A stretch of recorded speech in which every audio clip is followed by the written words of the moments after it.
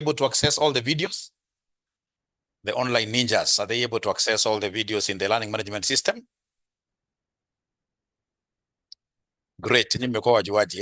Sawa. So what is capital rationing? Of course, capital has never been enough. Yeah, capital is normally very, very scarce. So you could be having, like, say, 100 million as a company. But you see, you can't just go investing this 100 million, all of it. We should preserve something for the future because of what are the rainy days. So then this capital has to be budgeted for and, if possible, rationed. So in this case here, we put targets and say we can't use more than 80%. 80%. So in this case here, we put some brakes on ourselves. So tell us there that capital rationing is limiting investment, limiting investment in projects, limiting investment in projects due to budget constraints, limiting investment in projects due to budget constraints, even if they are profitable. Limiting investment in projects due to budget constraints, even if they are profitable. Full stop. Types of capital rationing. Types of capital rationing, there are normally two. We have hard capital rationing. So number one, we have hard capital rationing. Hard capital rationing. Yeah. Whenever you hear of hard, these are normally caused by external factors. Yeah. Banks are not able to finance us, etc. So caused by external limits. External limits, e.g., no funding, yeah, from banks, investors are outside there, etc. So automatically that will be hard capital rationing. There is nothing you can do to flex this as an organization. You don't have a loan. That is it. You must learn how to live with it. And then, of course, now you do your financing decisions optimally. And then we have now the soft capital rationing. Soft capital rationing. So soft capital rationing caused by internal decisions. Caused by internal decisions. Caused by internal decisions. E.g., budgeting policy,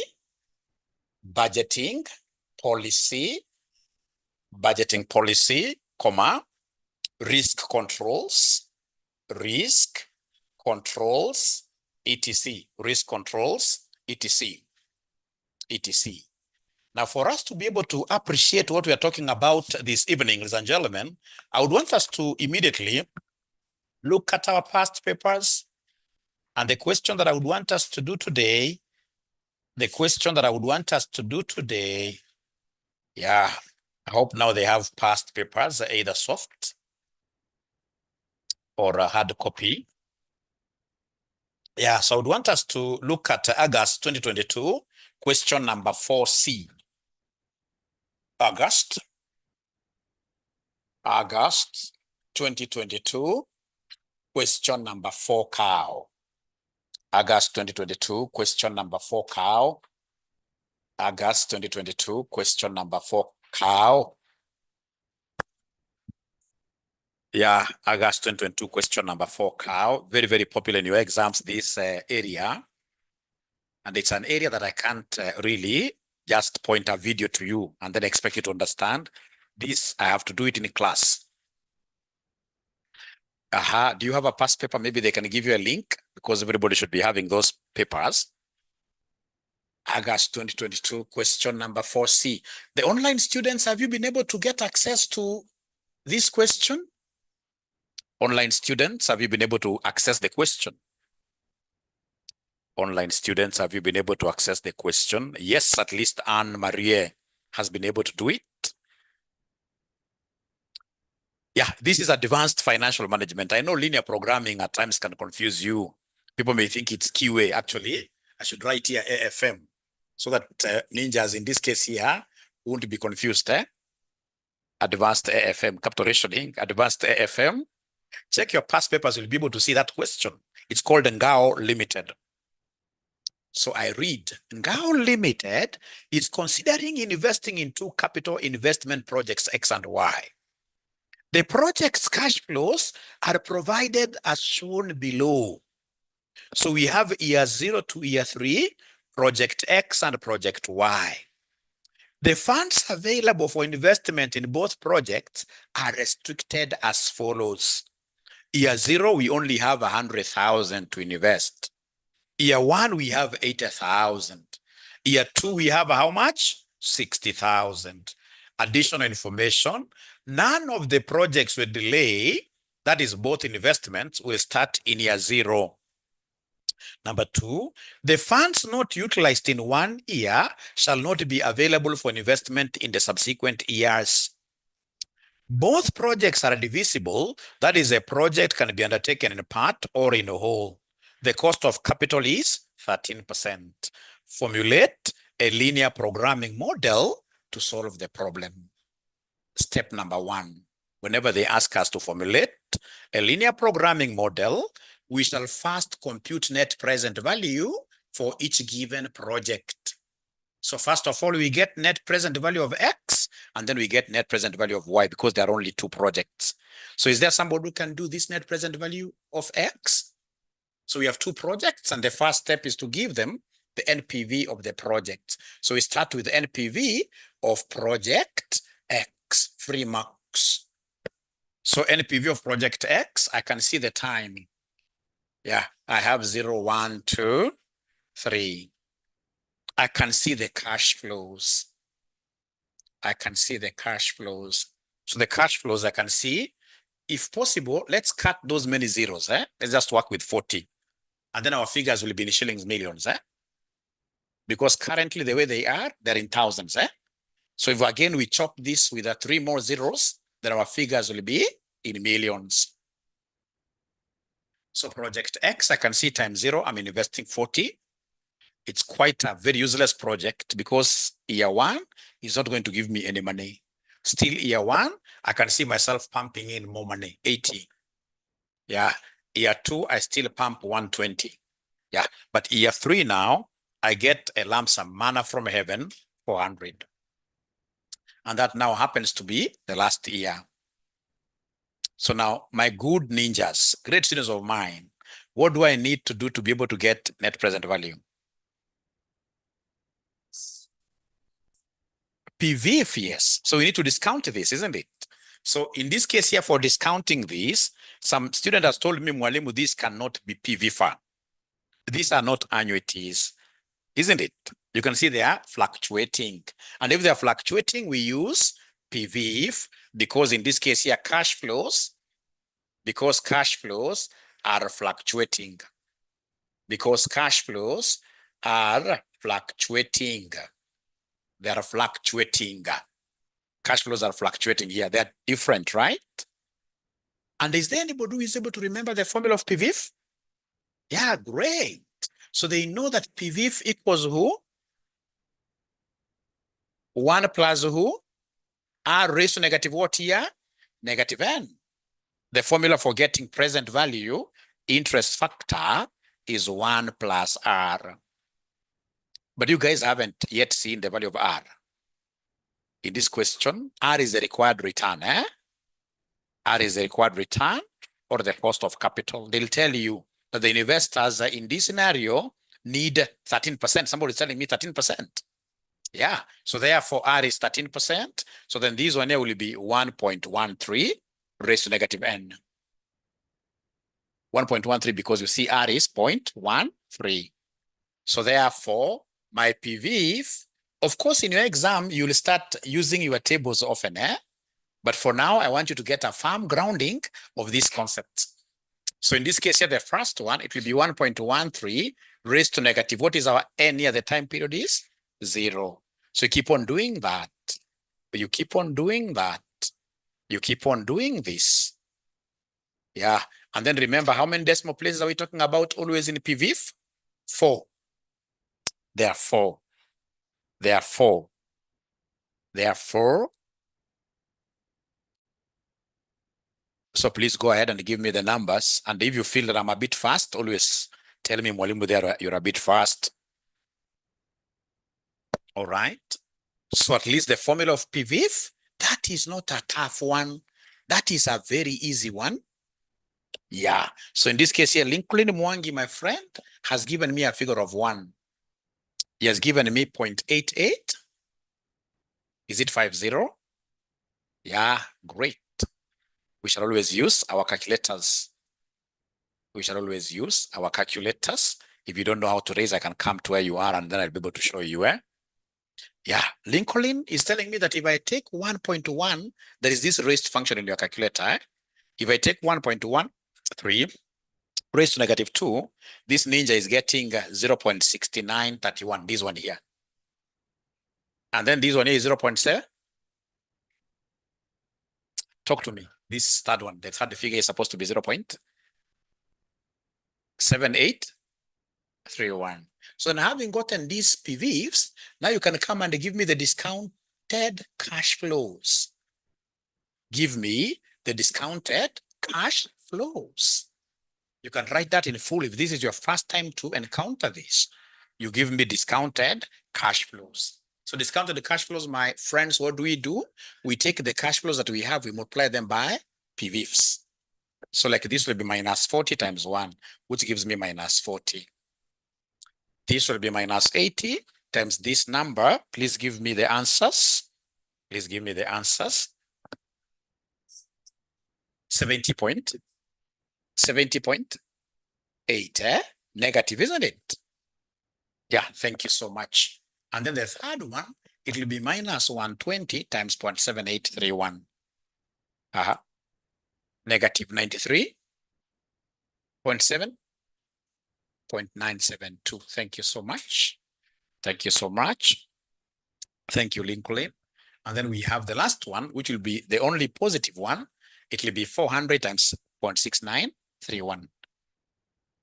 277.22. Thank you so much. 0.22, right? 22 or 24? They're saying 24. 24. I'm the one who had it wrongly. So after that, now that these are discounted cash flows, we shall add all of them. We shall add all of them because now they belong to the same mother, equivalent. Today's figures, they are discounted. Now we can add them. And whatever answer we shall get, what name shall we give to the answer we get? The answer we get, we shall call it net present value because you see it's net of the initial outlay.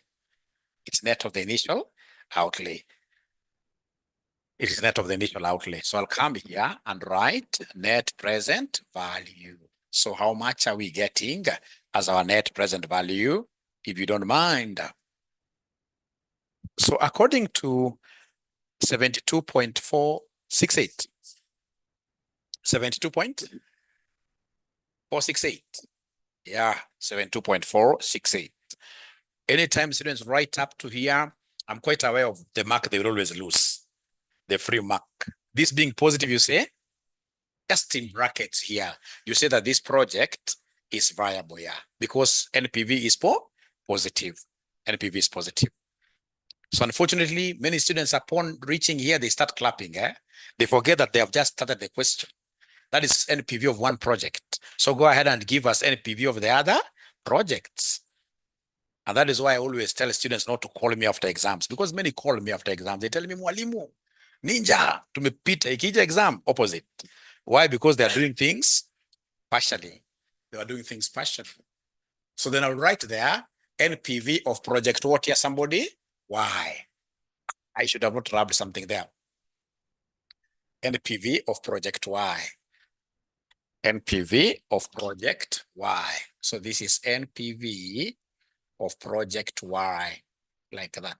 So we have 0, 1, 2, 3. We have our normal cash flows. Our normal cash flows. So for project Y, I can see negative 80. Remember, our figures are in thousands. I can see negative 40. I can see a dash there, which is a 0. And then lastly, I can see 200 what here, somebody? I can see 240. 40.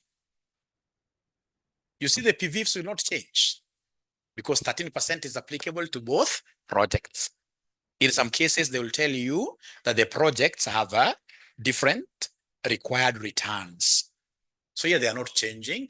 And fortunately, I have all of them PV. This one is supposed to be 1.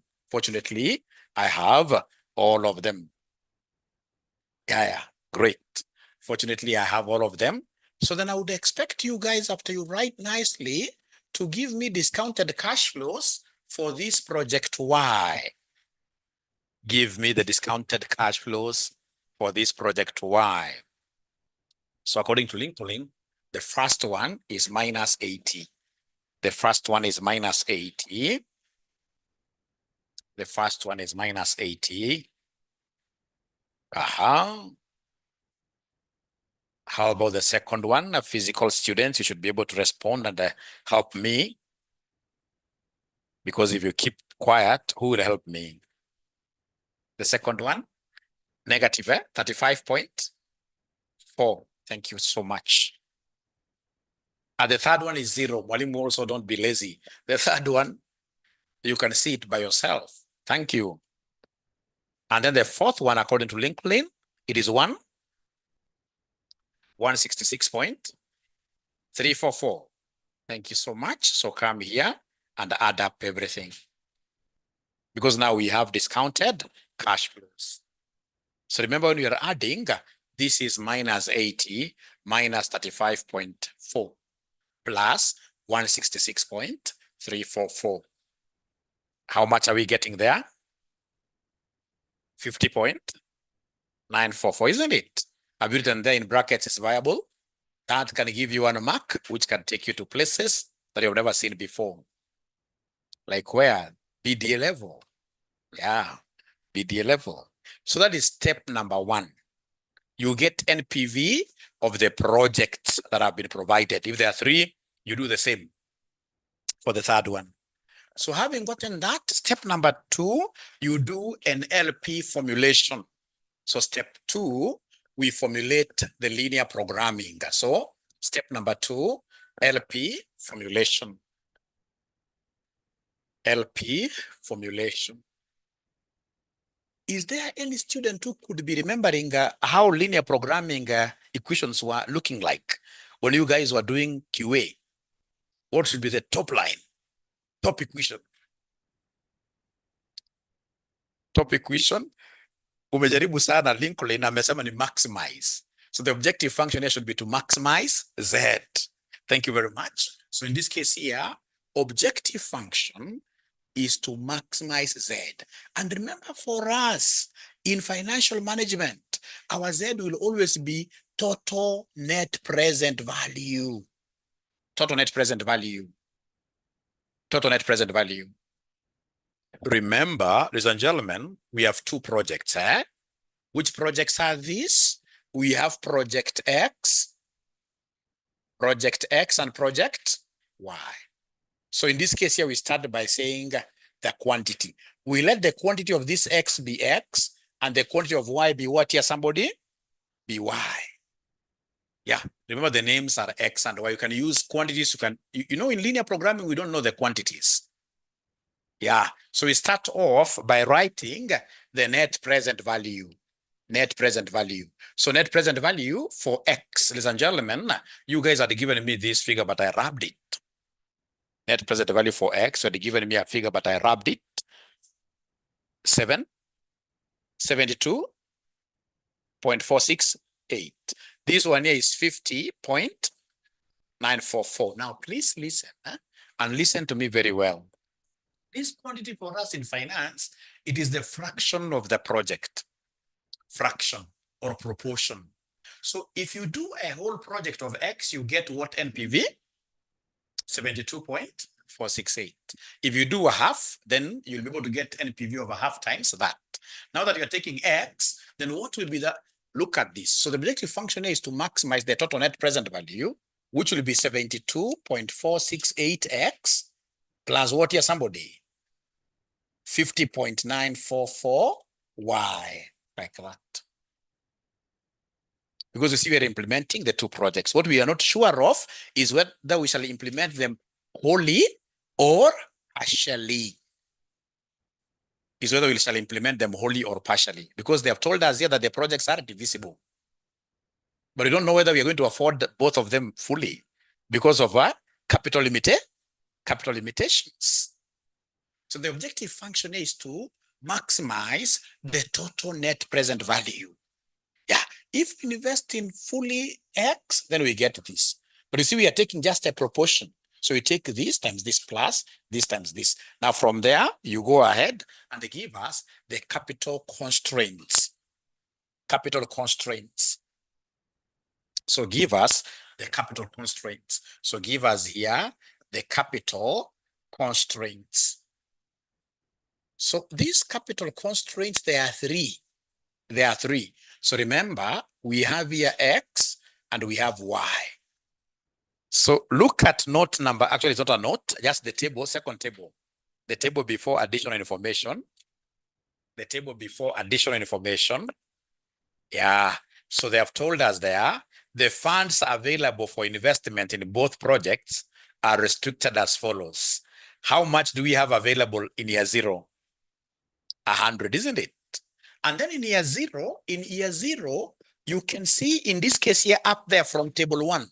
Table 1, year 0, X needs how much? No, they're not seeing table 1. X needs 40, isn't it? So at year 0, X needs 40.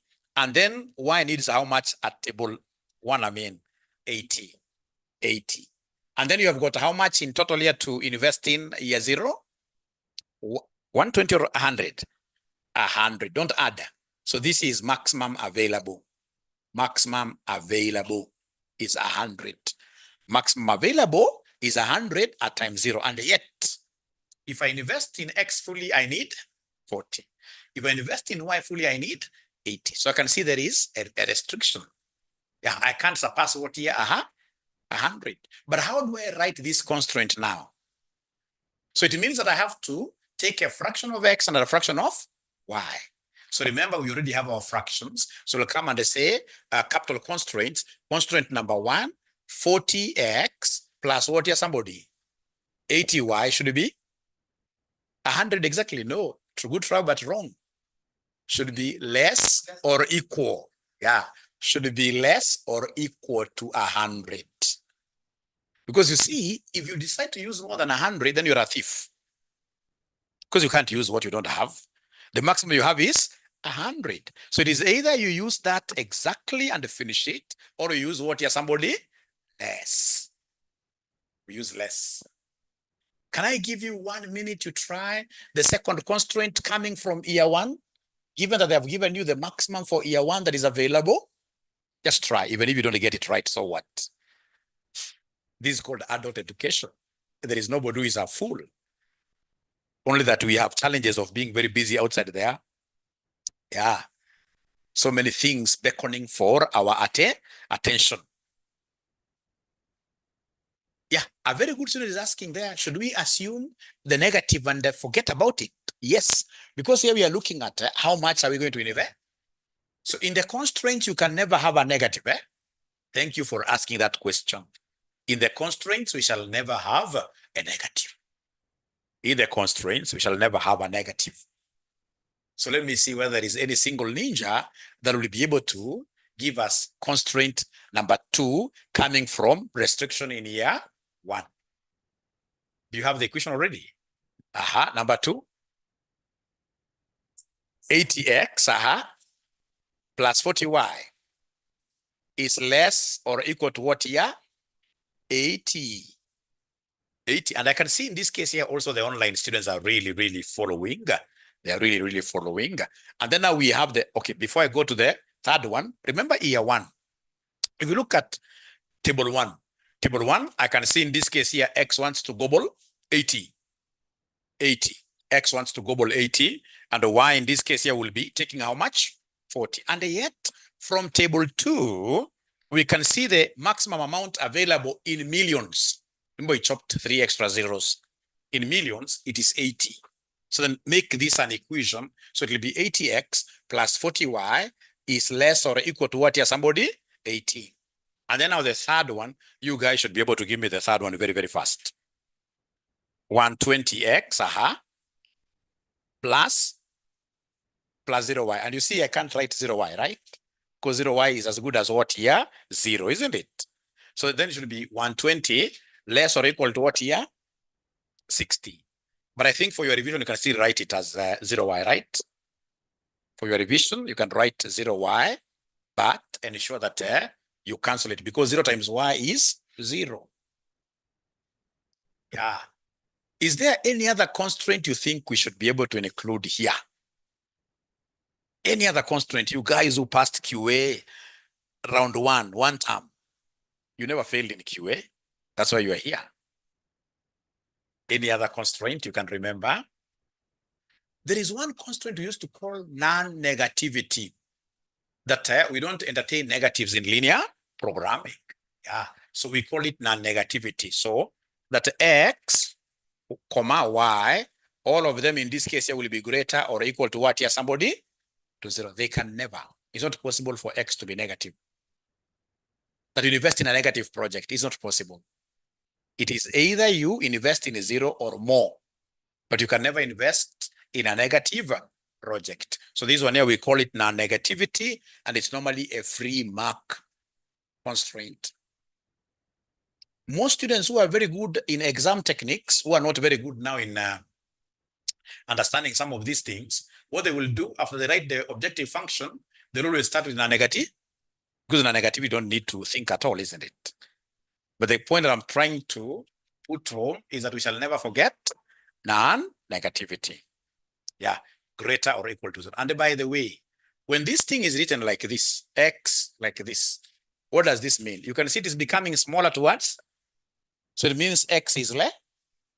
Or on the other side, you can see it is becoming bigger towards y. So y is bigger than what? X always. So whenever you see like now this means that this side is less. Because I don't want to, do like what I normally see some high schoolers doing. At times I volunteer to teach in high school. And then you'll get a student saying, here, this is great. They use hands, this is greater. And then the other one is what? Yeah, did you use that symbol in high school? No, we don't want that. Now you're big people. Whenever you see this thing condescending towards x, you know x is smaller. So then you have been able to do a linear programming formulation. Look at number 1. Number 1, they wanted us to formulate a linear programming model to solve the problem. How many marks are they giving us there? 4 marks, 4 marks. So in this case here, of course, they'll come and mark 1, 2, 3, 4, 5, and then they'll say any 4 equals 4. Any 4. Yeah, so easy marks. So you have in this case here, you have 4 marks that can easily make you see places that you've never seen before. I was doing a big blunder here. Yeah. All right. Now, so we have done number 1. So let's do number 2 now. So now we are doing number 2. Using the graphical approach, solve the linear programming model and hence determine the proportion of each project to be undertaken to maximize net present value. So now they want us to draw a graph. So how do we draw this graph? Sorry, you have to read for me this. It was objective function here was to maximize z, which was equal to what, please? The objective function, just the NPVs, if you remember them. 72 something. 0.46. 8x plus 944y. And then we went to what we called capital constraints. So these capital constraints, the capital constraints, ladies and gentlemen, we have here number 1. The first one ilikuwa namna gani? 40x plus 80y, 100. And then we had number 2. Sorry, thank you so much. Now I want to draw a graph. So in graphing, we only graph constraints. We don't draw the objective function. So we are going to draw, in this case here, the constraints here. Remember, we are calling this topic linear programming. How many points do we need to be able to draw a straight line? 10, No, we need how many points? 2. So whenever in this case you want to draw any straight line, you need 2 points. So then, ladies and gentlemen, we shall go to each constraint one at a time, looking for the 2 points. Let's go to our constraints. We look for these 2 points one at a time. And how do we get them? Very easy. We start by asking ourselves, when x equals 0, what will be the value of y from constraint number 1? If x was to be 0, this dies. So it means 80y will be equal to 100. Therefore, y alone will be 100 divided by what here, somebody? 80. When x is 0, this term disappears. Forget about the inequality. Read this as if it's equal. So it will be 80y equals 100. So then y will be 100 divided by 80, which gives me what figure? 1.25, isn't it? 1.25. So are these 2 points? Uongo. This is 1 point, because on a Cartesian plane, whenever you have a point on a Cartesian plane, it will have x and y. X and y. So this is just but 1 point. So I need another point. So what do you think shall I do to be able to get the second point? Talk to me. When y is 0, when y is 0, when y is 0. So for constraint number 1, when y is 0, what will be the value of x? Imagine sio noma. Msishangae sana, sio noma. Usiende kusema leo tumefanya mathematics. Hakuna, bure. So you see, when y is 0, you see this term disappears. This term, so 40x will be equal to 100, meaning that x will be 100 over what here, somebody? 40, which will end up giving us what figure? 2.5, eh? So this gives us 2.5. So this gives us 2.5. So now we are through with the first constraint, isn't it? Now, could you kindly go ahead and give me now the second constraint on your own? Second constraints, the 2 points. Second constraint, the 2 points. Second constraint, the 2 points. So now this one I'll just get points from you. The online students, I can see you are becoming many and many and many. How I wish your AFR class had sent some delegation. I wanted you to move the AFR class from Tuesday, these online guys. If you took it to another time, then you would have fully benefited from these classes, because you are doing them on Mondays and Tuesdays. And they are great classes, trust you me. They're great classes, but now I'm told you guys refused. You refused, you wanted your classes, AFR class, to be on Tuesday. I wish you were able to push the others. Let's take this class to 8 p.m. or whichever day. And then the AA class, now the AA maybe could have because I'm telling you, if you stick with this class throughout, you can never go wrong.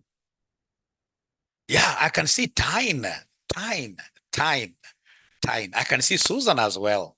Great.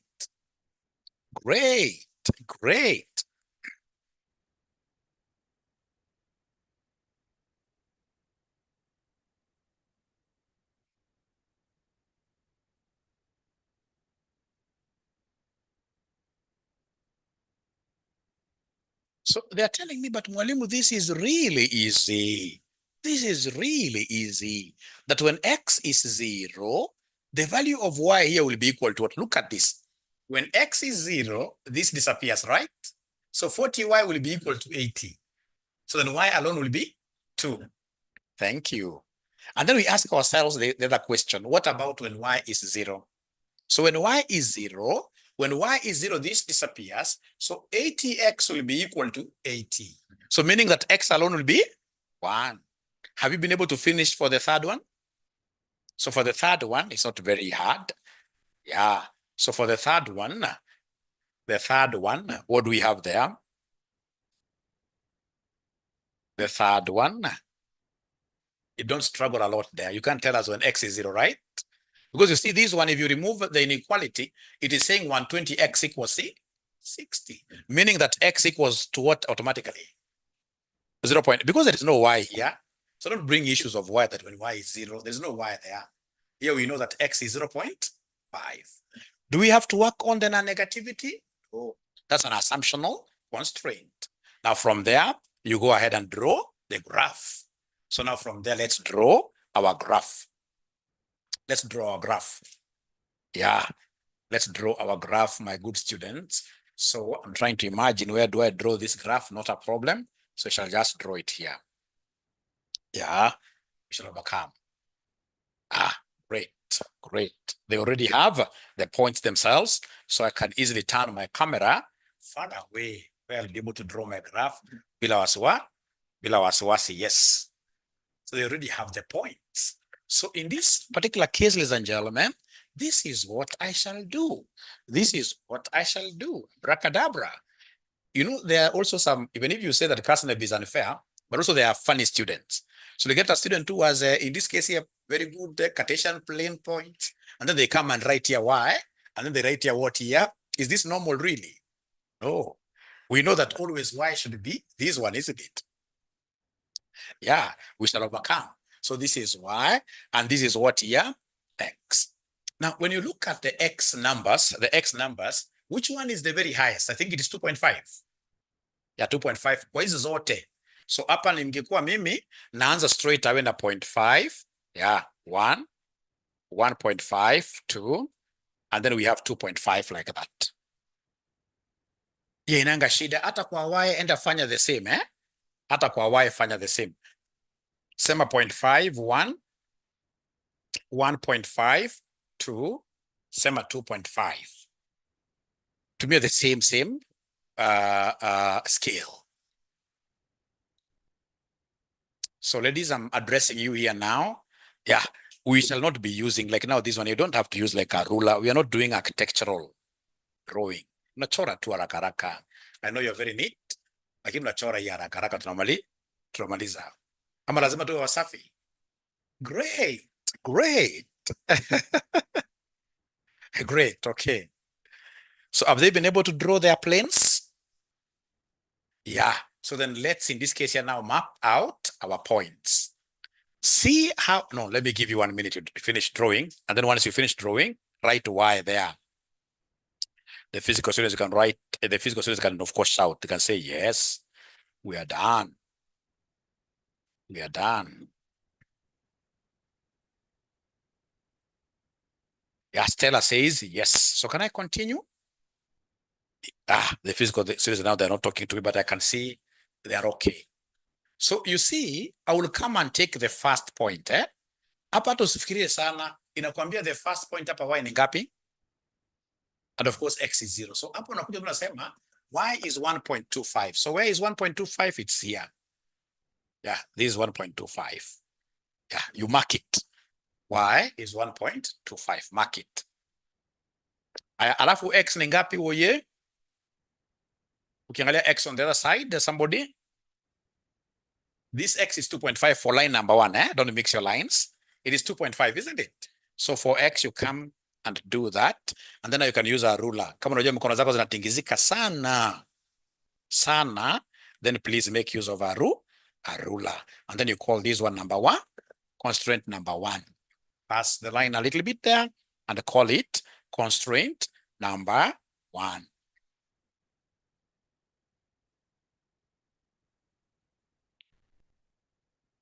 You call it constraint number 1. Now, remember, ladies and gentlemen, that for us, no, could do it like this. Yeah, you pass this a little bit and then you call it constraint outside. And then once you do that, remember now we must shade the unwanted area. In linear programming, we always shade the unwanted area. If you look at constraint number 1, this is less or equal to constraint. So meaning that the area that we need is the area towards 0, because it is less or equal to. So in this case here, the unwanted ni gani? Somebody the upper side, you shade the unwanted area. Mimi napenda sana mwalimu wangu wa high school, hata kitu kulanga mingi ya university ni high school, because I had a very good teacher. Alikuwa anatuambia, hii kitu ukiangalia na macho ya ndani, hii kitu yenyewe, hii ni utaona mali imeshediwa ni pande gani? Siko imeshediwa huku juu. Ngoja kidogo. Ikiwa imekaa hivi, inakaa imeshediwa pande gani somebody? Chini. Anasema ukiangalia na macho ya ndani utajua hii iko na more lines pande gani, so you shade part the upper part. So like now this one, you can see in this case here we're supposed to shade the upper part. Ukiona imekaa namna hiyo unajua na shade pande gani? Lower part. It's easier that way. Yeah. Then let's go ahead and draw now line number 2. Line number 2, I can see y is what here, somebody? Y is 2, isn't it? So line number 2, y is 2. Ah, great. Great there. Yeah. And then, of course, x is what here for this line? X is 1. X is 1. So x is 1 here. And then now you go ahead and hold this. Let it pass a little bit. Call it point number 2. Remember, in linear programming, we must always shade the unwanted. So kama hii bila kufikiria wewe, naona hapa shading ziko pande gani? Si ziko juu bado? Shading ziko juu, na shade kwa juu kwa furaha. Na shade namna hii. Na shade namna hiyo. Na shade namna hiyo. Aha. Ladies and gentlemen, the next one nasema namna gani kwamba x equals to who? X equals to 0.5. So x is 0.5, so 0.5 is around here, right? So I don't know whether it is supposed to pass here or you don't mind it's not to scale, eh? I would want to see how yours looks like. How does that 0.5 pass? Even yours are not to scale. Even yours. Is there anybody who is using a mathematical book or a graph paper? Then I will be able to know where it passes. I'll be able to know where mine passes. Now, you see here, is there somebody who can read for me here, down? When you read down here, this intersection, what do we have there? This intersection, and you project it down, what is its x value? 0.8. 0.5 and 1. Or 0.5. Not a problem. I can see there is still a problem there. You see, here we have constraint 1 and constraint 2 intersecting. I can easily get these coordinates. I can easily get them because I know it is constraint 1 and constraint 2. So I can go ahead and solve for them simultaneously. If you're not able to read them because you don't have a graph paper, then we shall be able to solve them simultaneously, and then we get to know where do they belong. So if I solve for them simultaneously, I have constraint 1 is 40x plus 80y equals 100. This second one, 40x plus 80y. The second one is 80x plus who? 40y equals 80. So in this case, it will be very easy for me to eliminate y. So what do I do to be able to eliminate y? Well, yeah, we multiply equation 2 by 2 to make this 80 and this 80, isn't it? So then if I do that, please listen, don't write this. This is unnecessary. So then we shall have here 40x plus 80y equals 100. This is equation 1. And then equation 2 by 2. So this will be what here, somebody? 160x plus 80y equals 160. So please go ahead and subtract to eliminate. So if I subtract to eliminate, this will be minus 80. Minus 120x, isn't it? This disappears, which will be equal to what here, somebody? Minus 60, eh? So this gives me minus 60. So meaning that x equals what here, somebody? X will be 0.5, isn't it? Meaning that x will be 0.5. So I've known that this, you see there is a line here telling me that x is 0.5. So it means that from here, yeah, in this case here, I should be able to have this line going, and in this case here, touching this exactly. Because we know that this is supposed to be 0.5 down here. And I'm happy because there are students who are able to see that 0.5 from their graphs. Yeah, if you have a graph paper, you don't have to strain. If you have a graph paper, you don't have to strain. All right. So in this case here, come and draw the third one, moving through this. And you can see here, it is supposed to be shaded on the other side. It's supposed to be shaded on this other side like that. Yeah, so please finish drawing yours, something like that. And the moment you finish drawing, say y for yes, and then I'll be able to advise. There's like a tiny strip, very tiny, which is unshaded. Very tiny, which is unshaded. I hope you have it. Very tiny, that is unshaded there. So this tiny unshaded strip is what we call feasible area. So this one is what we call the feasible area. This one here, we call it the feasible area. The unshaded area is the one that contains our solution. It is the practical, the area of practical, the area of possibilities where we can afford. Yeah, and because you don't have a graph paper, how I wish you can even go ahead and give me the value of y here. Because you don't have a graph paper, can you just go ahead and give me the value of y? Perhaps later on you can try doing this on a graph paper and then you see. So we are saying here that our x is minus 60 over minus 120, which is 0.5, isn't it? To get y, so what is the value of y from equation 1? From equation 1. So it will be 40x plus 80y equals 100. And the x is the one that is 0.5. So it will be 40 times 0.5 plus 80y equals 100. So this will be 20 plus 80y equals 100. So meaning that 80y will be equal to 80. How have I gotten 80? The 20 has moved over to the other side and it has become negative. So 100 minus 20 gives me 80. Implying that y equals what here, somebody? Equals 1. Let's just finish that way. And you could see students who have a graph paper like Lincoln, he was able to tell me that this one here, by just reading without doing all that nonsense, they were able to tell us that this is 0.5 versus what? Versus 1. Versus 1. 0.5 versus 1, like that. So then we have our feasible area, which is our practical area. What are we supposed to do as the last step? Once you get this feasible area, please mark all the corners. This will be my first corner A. This will be B. This corner A will be C, because we are using what we call corner point method. Mark all the corners. So corner A, corner B, corner C, corner dog. Mark all of them. That is the last step. That is the last step. So these corners then, what shall we do with these corners, my good students? It's called corner point method. So shall come here and they give us the corners. So corners we have here A, B, C, D.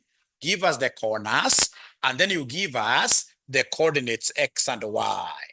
This is really important for us. Very important. So for each corner, give us the coordinates for each corner.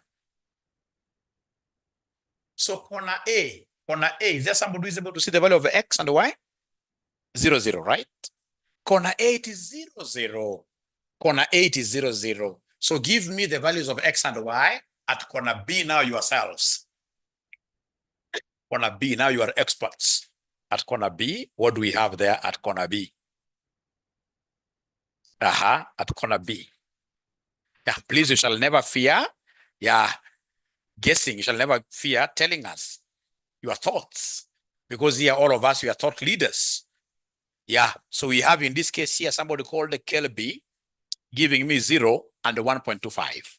That X, when they are here, X, when you read X from here down, it is 0. And then the Y itself, we had actually written here. Y is 1.25. Thank you very much. Now, can you then pretend that you are reading for C, and then you give me answers?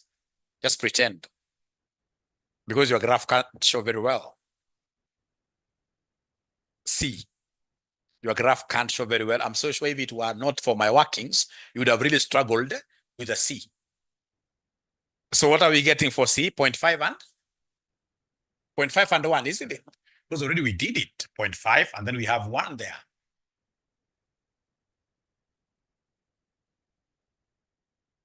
How about dog? Dog. 0 and 1. Uongo. Dog. What is the value of X here? It is 0.5. And then Y is the one that is 0. So we have 0.5 and then we have 0. So you got brother umeweza catch up. Mbona umekuwa na kashida? Catch up, eh? Great. Great. You shall never fear mwalimu. Mwalimu is your academic father. You shall never fear mwalimu. You shall never fear your father. You can fear your mother, but you shall never fear your father. Never. I'm on the other way around. Great. So then, ladies and gentlemen, what do we do with each of these corners? Now we evaluate our objective function. Remember, our objective function was Z, which was total NPV. Woi nilivuta yangu kitambo. Ilikuwa namna gani Z? ilikuwa namna gani Z? Nilivuta yangu kitambo oye. Z ilikuwa namna gani? 72.468x, isn't it? Plus 50.944 y, like that. Yeah. So now you get the value of Z for each corner. For each corner. Oh, yote nikuanzishie. Nikija kama hapa nitasema 72.468 times 0 plus 50.944. Y is as well Z. So I know everything here is Pongo 0 for the first point because I'm plugging in. I'm plugging in there. 72.468 times 0 plus 50.944 times 0. So that will give us 0. That will give us 0. So are they able to do the same for corner B now without much hassles? So for corner B, what do we have here? 72.468 times what here, somebody? 0 plus 50.944 times who? Times 1.25, isn't it? Please give me a figure there. So according to Lincoln Mwangi, he is getting 63.68. Thank you very much, which has been confirmed by some gentlemen in class here. Thanks, Harriet. Harriet must be a new student here. Welcome. Now we go to corner C. So corner C, what do we have here at corner C? So we have 72.468 times 0.5 plus 50.944 times 1. Times 1.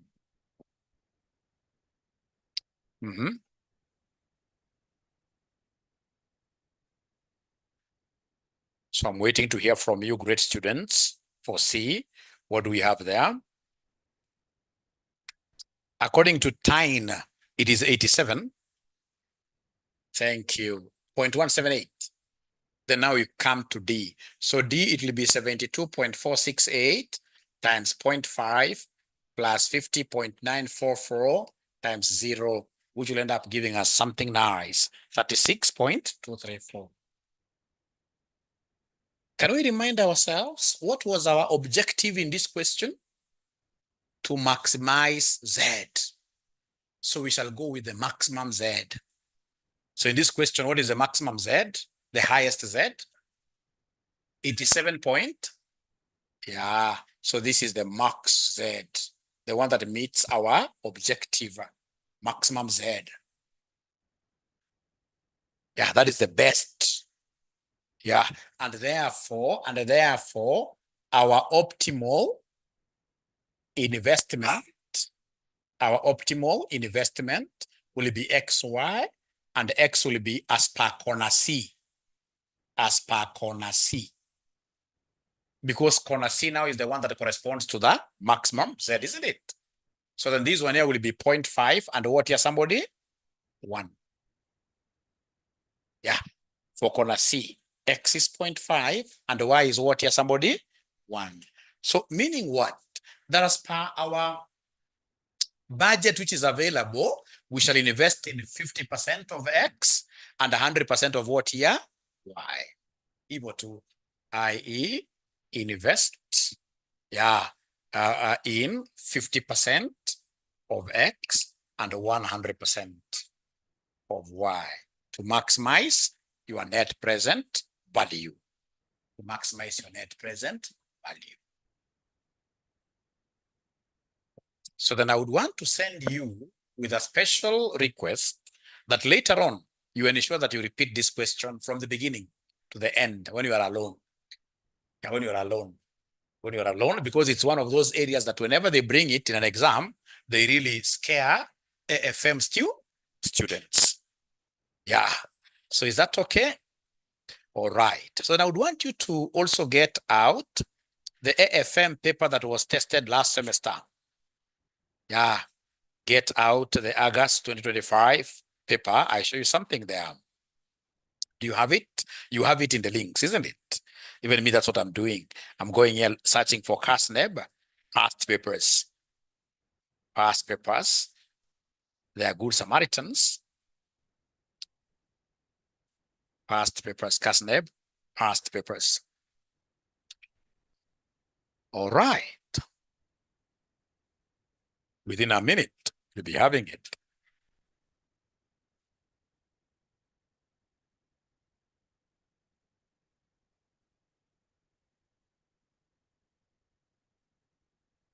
So is there anybody who is able to see a capital rationing question for last semester? For last semester, anybody who is able to see capital rationing question? It came. It came and we waited for it. It came. You know, you must train yourself to start in this case here, knowing exactly areas where these questions are coming from, because in many cases, students will come out of an exam and they tell you, Mwalimu, I don't even understand where those questions were coming from. So you need to start. So this was question number 1. Question number 1. Question number 1B last semester. Question number 1B. Last semester. Question number 1B. So we start with part B, I know I've done this with some 2 students here, but they allow me to repeat this. Yeah, so we are told here, Ushindi Limited is considering the following projects. Are we there? So we have projects A, B, C, D, E. Initial outlay has been given, annual revenue, annual fixed costs, and project life has been given. Additional information, variable costs are 40% of annual revenue. So you can see they have given us annual revenue up there on the table and annual fixed cost. So variable costs weren't given. So down there, they have told us how to calculate variable costs. Each project is divisible. Projects D and E are mutually exclusive. Cash flows are confined within the lifetime of each project. Cost of capital is 10%. Ignore taxation and depreciation. The company has a capital limitation of 400 million for investment. All cash flows occur at anniversary what year? Dates. So required optional allocation of the available capital to the projects. That examiner there was wrong. It's supposed to be optimal allocation of the available capital to the projects. So this question, is it very similar to the one that we have done? If you're keen, you realize that here we only have one limitation. Yeah, we only have one constraining amount of how much here somebody 400, given note number 7, isn't it? Remember the one that we have just done using linear programming, we had 3 capital constraints, year 0, year 1, and year 2. So when in this case, you have many capital constraints, you use linear programming. But when you have only one constraining amount, like now this one here, we shall use what we call profitability index. Now that we are bringing this into context, allow ourselves to do this question. Yeah, and you must be able to know to differentiate. When do I use linear programming? And when do I use profitability index? All right. So the first thing that I will do, even if I never understood this question very well, is to ascertain the cash flows. So we do a table for the cash flows. We do a table for the cash flows. So table for the cash flows. What do we have there? Very easy. Your paper is the easiest. AFM. What I know, there are 2 very easy papers. That is AMA and AFM, the easiest papers in CPA, which should never scare you. So we have 3 projects. No, not 3, there are 5. So we have here A, let me size my board. A, B, C, D, E. So we are doing like an income statement to start with. Yeah. A, B, C, D, E. A, B, C, D, E, like that. So you're doing an income statement. So we start with sales revenue. So sales revenue for A, what am I able to see there? Annual revenue, 200, 300, 200, 300, 300, 180, 170. And then lastly, what do we have there? 80, 80. Now, ladies and gentlemen, you are the ones now who are guiding me I've been able to write the sales revenue. You as an accountant, could you kindly tell me, what do you think will be the next step for us? Go home? No. What do you think will be the next step for us? Yeah, great question there from Lincoln. Yeah, remember linear programming? We use it whenever we have many capital constraints. Like now we had a capital constraint at time 0, another capital constraint coming at time 1, another capital limitation coming at time 2. But you see, for profitability index, we only, as I will be explaining later on, we only have one period capital constraint, only one, like the 400, only one. But that will become clearer as we move on. So Lincoln, just rest with that. But now tell me, after I've been able to write sales here, I want to get my profits. What will be the next thing? We less variable cost. Thank you very much. So come here and less variable cost. I'll write this like that. You guys can write it in full. And the variable cost they have given us, ladies and gentlemen, a criteria for the same. They have told us we use what percentage? 40% of the revenue. 40% of the revenue. We normally feel sad when we go to these exams, get students who don't write anything on their booklet. Yeah, everything is empty, empty, empty, empty. But some of them, in this case here, always remember to tell God to bless the work of their hands. And they have not written anything. Even if this great Lord of ours is very, very marvelous, I mean, try writing something. So less variable cost at 40%. So 40% of 200 gives me what figure? You simply say 0.4. 80. Thank you so much. I hope they're able to follow these online ninjas as well. 40% is cutting across all projects. All projects. So 40% of 300? 120. 1 or 72 here. 68 and then 32. Thank you so much, sister. Anything else that now we need to factor in? Anything else we need to factor in? Because ultimately we want profits. So to get profits, we must less fixed costs as well, isn't it? So come and give us fixed costs. Give us fixed costs. So are you able to see the fixed cost, my friends? Fixed cost, my friends. I am alone, but I will overcome. Yeah. So fixed cost column is up there. 50, 100, 60, 80, 20. Thank you so much. Thank you so much. Thank you so much. So we don't have anything much, really. This was a very easy question. So, ladies and gentlemen, come and subtract. And I told you that whatever profit you get here, the very first profit you get will be profit before depreciation and what here, somebody? Tax. The very first profit you get, we shall always call it profit before depreciation and tax.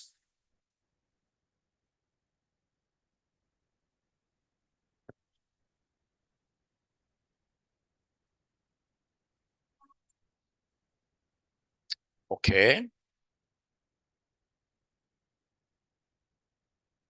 So the first one will be 200 minus 80 minus 50, isn't it? 70, eh? So the first one here is 70. This is 80. 80, 48, 22, 28, 28.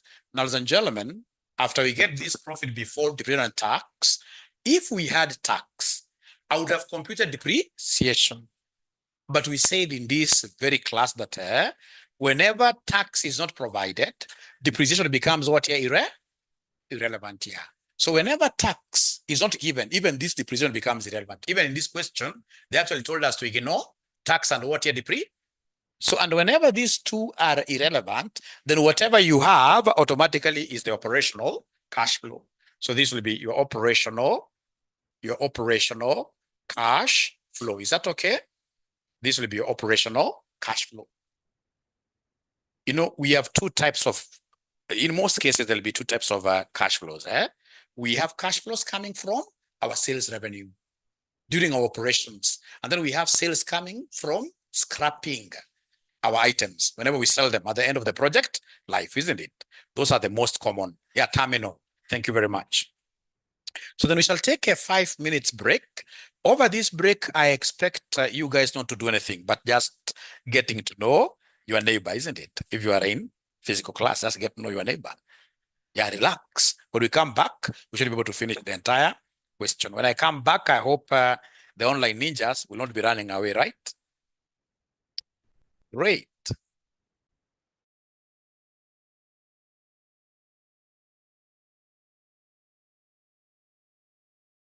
So remember, ladies and gentlemen, that these are what here, somebody, they are regular.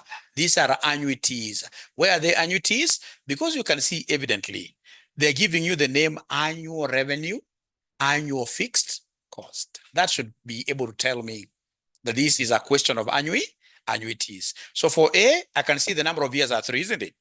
Yeah, so then how about the cost of capital?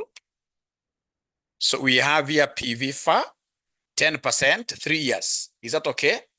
This will be PV for 10%. How about project B? Number of years are how many? 5, eh? Then we have PV for 10%. How many years for project C? 4. Then we have PV for 10%. How many years for D? 10. Then we have PV for 10%. How many years for project E? 15, eh? 15. So I don't know now whether you have tables you can now use to read. Do we have tables? Do we have annuity tables? So these are some of the small things that students confuse and they give them problems. Remember, I repeat here, if this was year 1, year 2, year 3, year 4, year 5, and then the cash flows are different, then it would have been PV, it would have been irregular. Is that okay? But these are independent projects. So I'm going to use PV because the sales is annual, fixed costs are annual, so these are annuities. All right. So then if you don't have a formula sheet, yet I would want you to go there and punch like this. So remember the formula of PV. So PV normally is 1 minus 1 plus R, eh? Everything divided by what here, somebody? R, yes. So like now I know R is 10%. So like now here I will be talking of 1 minus 1.1 raised to, the first one is 3, eh? Divided by R, which is 0.1. So in your calculator, you say 1 minus 1.1 raised to negative 3. Whatever answer we get, after we say equals, we say divided by 0.1, and then you give me an answer. Please give me the answer for A. Wait, they're not giving me an answer. If I were them, I would take my calculator, say 1 minus 1.1 raised to negative 3. So according to Lincoln, he's getting 2.48. Yeah, 2.4869. Please, everybody be very aggressive. I want us to pass this paper one term. So like now here, remember 10% is constant, eh? So now the number of years are how many? 5. So let's say 1 minus 1.1 raised to minus 5 equals, whatever answer I get, I say divided by 0.1. So from Marvin, we are getting 379.08. 379.08 decimal. Then we go to the third one. The third one, just like that, slowly. There's no hurry in Africa. There's no hurry in Africa.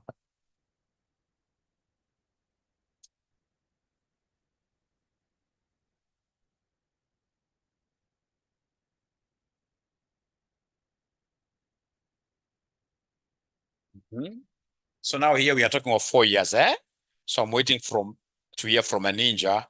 4 years, you say 1 minus 1.1 raised to minus 4 equals whatever we get, we say divided by 0.1. We divide by 0.1. What figure are we getting? Somebody there?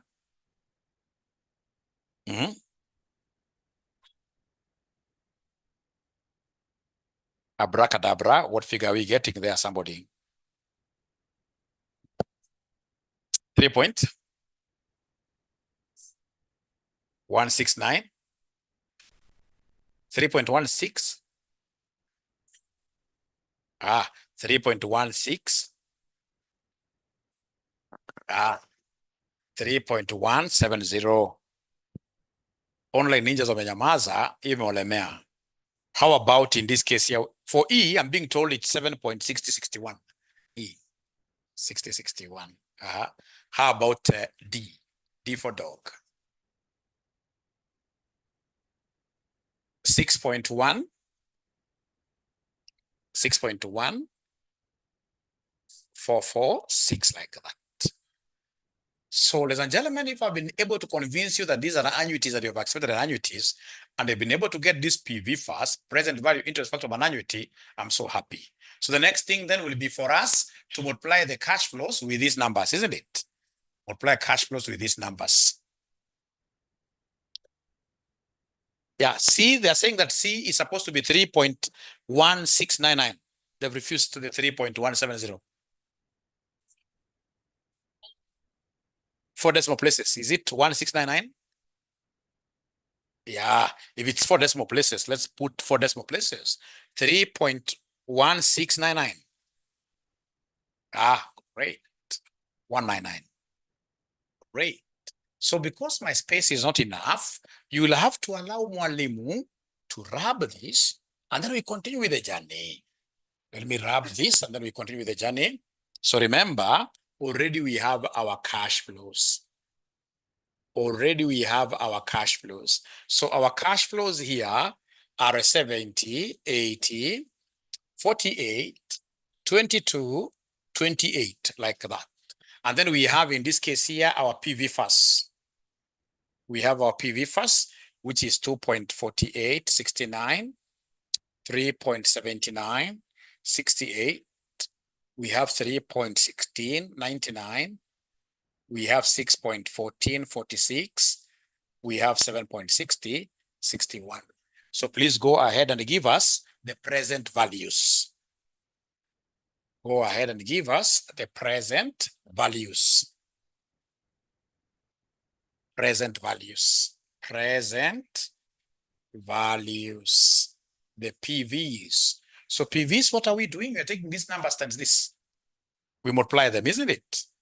Yeah. So then can you kindly give me the first one?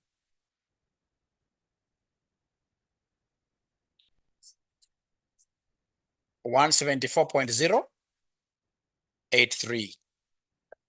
The online ninjas are no longer talking to me now.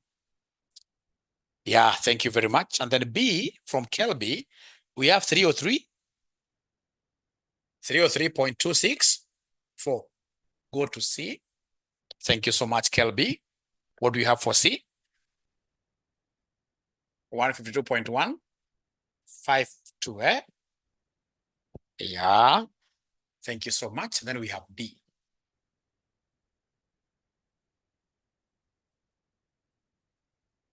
Mm-hmm.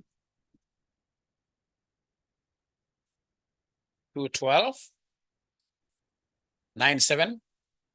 And then the last one, which is E, 28 times 7.6061. Ya mwisho, eh? No problem, yeah. Okay, D. 135.18, 12. And then the last one is 212.9708, isn't it? Now remember, this is a one constraint question. And a one constraint question, we shall always evaluate the viability of projects, not using linear programming, but using what we call profitability index. So once you have gotten these, then we shall be able to come and calculate what we call profitability index. Profitability index. And how do we get it? We take PV over initial outlay. You take the PV which you have there over the initial outlay. You take present value over the initial outlay. So the present value, like for A, is 174.083, right? What is the initial outlay? Initial outlay is given in the question, right? 100, eh? So let me just share my paper here just in case somebody has not been able to pick it. So the initial outlay is given here for A. It's 100, isn't it?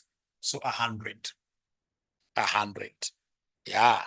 This one here, B, will be 303.264 divided by the initial outlay for boy, which is 300. No.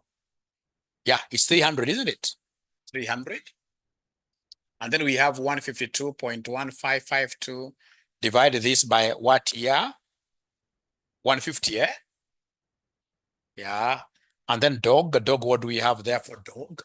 We have 135.1812 divided by initial outlay for dog is 120. Yeah.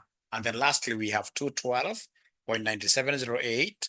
We divide this E by 180.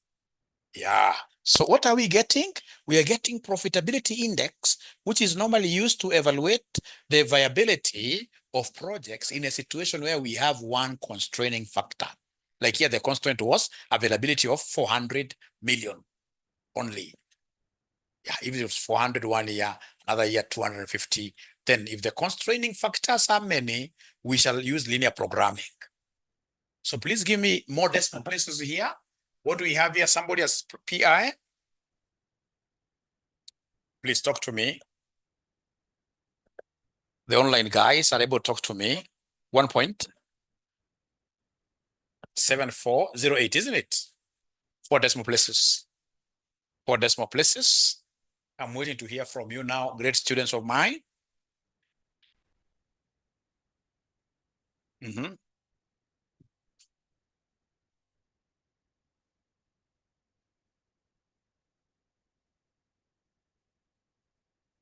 1.0109. Thank you. Thank you, Anna. So now we are on Carl. So Carl 1.0. 144. 1.0. 1.0144. Okay, thank you so much. How about dog? 1.0. Sorry, dog. 1 point. Dog. 1.1. 265. And then the last one now is egg E.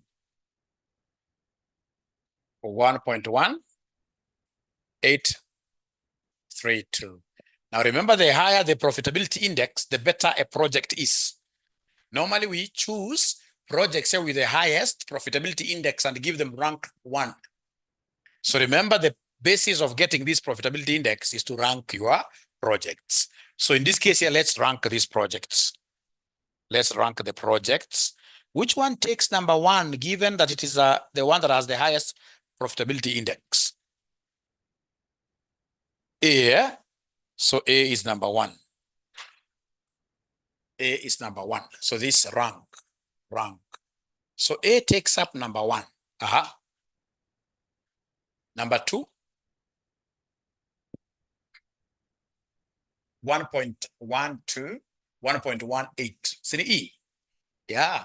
So E takes up number 2 because 1.18 is higher than 1.12. After that, we are ranking them. D O Wongo. D Wongo.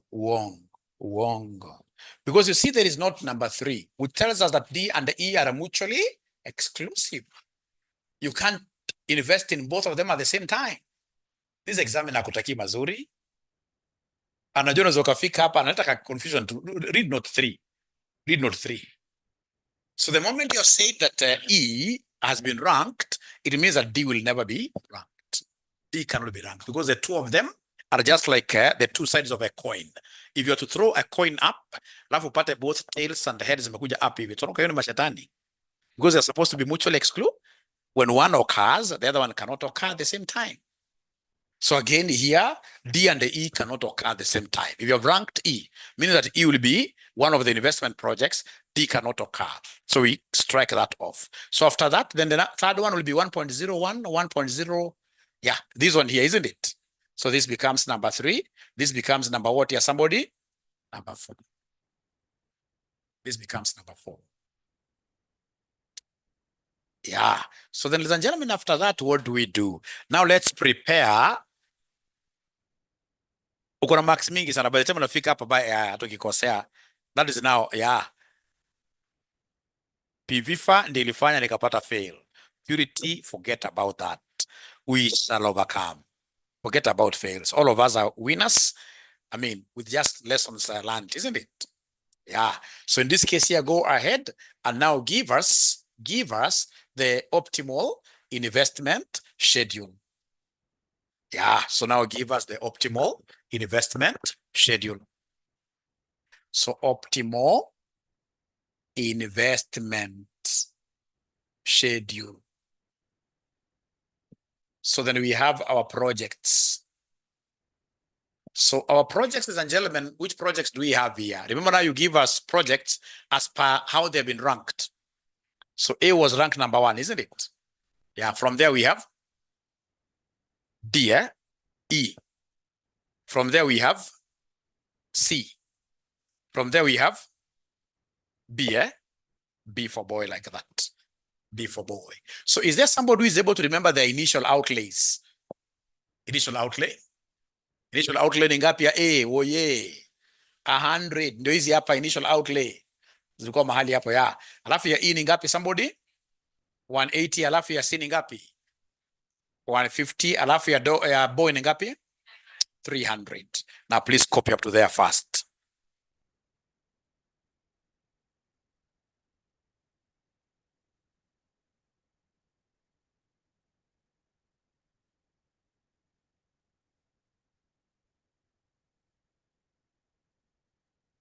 So remember the amount which is available is how much?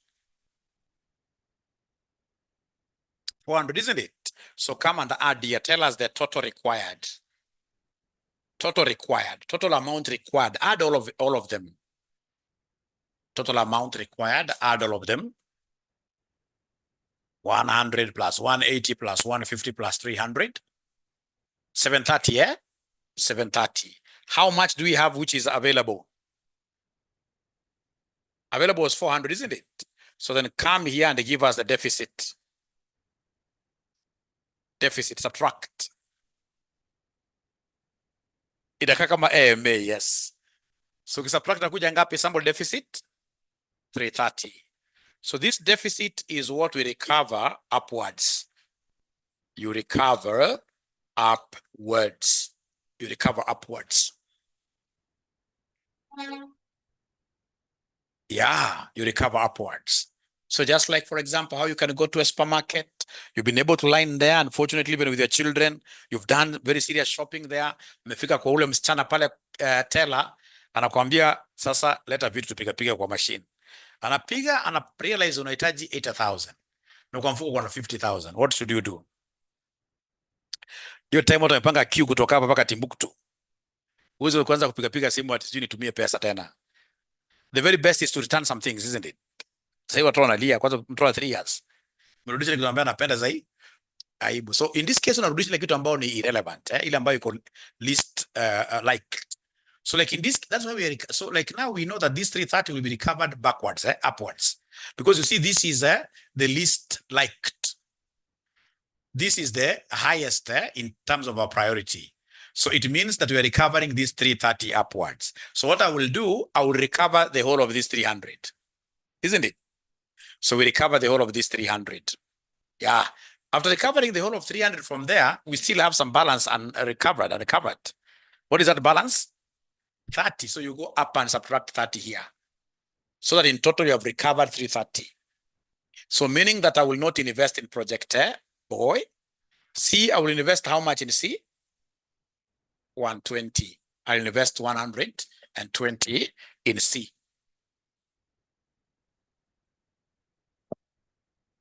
Yeah. So this is really, really great. We are making very, very good moves. If you see this project here, they are telling you, if you look at the question, look at the question. This is a great question. This is a great question. So optimal allocation of the available capital to the projects. So this is the optimal allocation. We have allocated 100 to A. E, we have allocated how much? And how much to C? When you add this 120, 180, and will you get 400? Yes. So you've been able to do the optimal allocations. Look at the next question. They want us to give them the net present value for the projects now you have invested in. So maximum resultant net present value from the optimal allocation. Not a problem. Not a problem. Not a problem. This I'll be able to get very well. So what I will do, using this table, ladies and gentlemen, I have the present values. Do you remember the present values? Present value for A ilikuwa ngapi? Present value for A ilikuwa 174, 174.083. How about present value for E? Present value for E ilikuwa ngapi, somebody? 212, 0.97, yeah, 08. How about present value ya C? 152, 152.155, yeah, whatever, 2. Haya, sasa naomba unisikize kwa makini sana. Naomba unisikize kwa makini sana. Naomba unisikize kwa makini sana. Ukielewa tu hii sasa ni hivyo. You can even come and change the type of your table. So the type of your table, you have 3 key projects, A, E, and C. So we have their present values. Their present value for A, it was 174.083. For E, it is 212.9708. For C, the present value is what here, somebody? 152.1552. So again, remind me they are original. Remember, these are original initial outlays. Original initial outlays. Remind me they are original initial outlays. All of them. The original initial outlays, this was 100, this was 180, and this was 150. Original. So from there, ladies and gentlemen, please don't put boy, because boy, there's no investment at all. Boy, there's no investment at all. So come and give me their net present values. Give me their net present values. Give me their net present values. Give me their net present values. So this one here will be 174.083 minus 100, isn't it? Which gives me 74.083. Oi, niko peke yangu. Niko peke yangu kusema ukweli. Uzuri class la karibu ishe. Yeah, we shall overcome. So E to 12.9708 minus 180, what are we getting? 32.9708. Alafu tuko na 152.1552 minus 150, giving us 2.1552. Now, nisikizeni vizuri. This NPV, I'm going to eat the whole of this A. Sina invest all the money. That's what we are good. I'm not deducting anything. Yeah. Nikija hii pia everything. Lakini nikija hii, this must be time apportioned. I would have gotten this NPV if I invested how much? But how much have I invested in this? 200 uongo. To invest how much in this? Yeah, if you remember, we recovered 30. So times 120 over 150.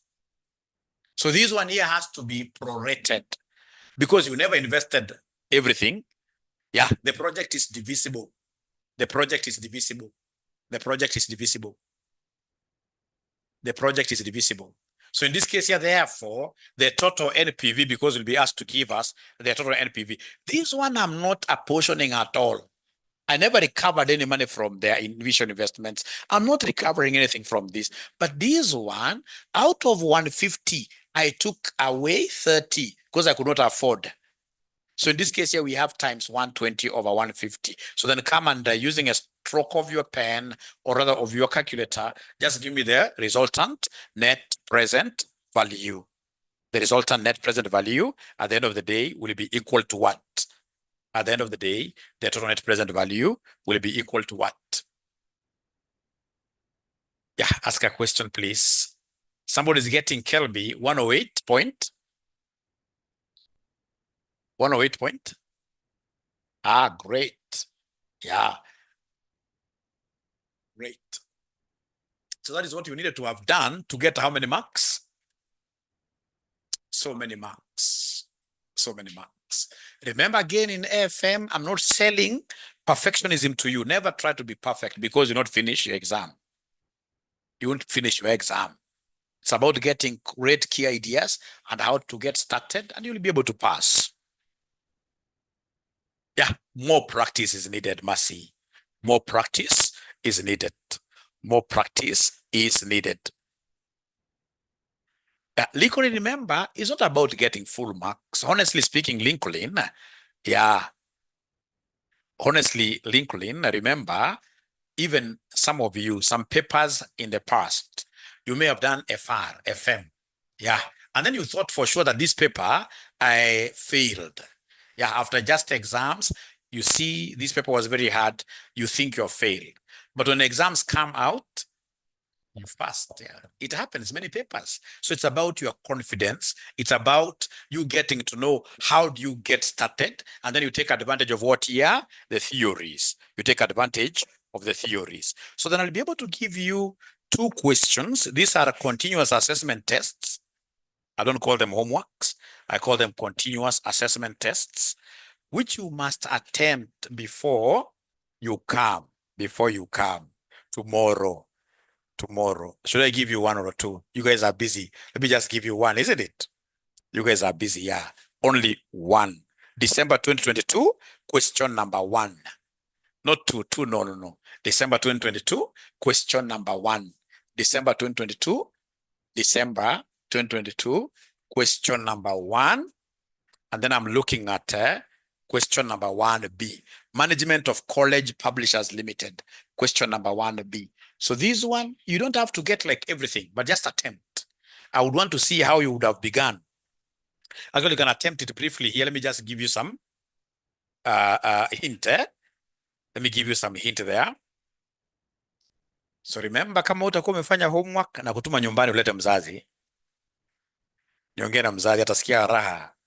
Mwambie msichana wako huyu sasa hafanyi msichana wako sasa hafanyi homework. Atafurahi sana. Tumpatie gift. Sawa. So ukiangalia vizuri, sijui kama nimeandika vizuri, wameiona December, acha niandike hapa chini.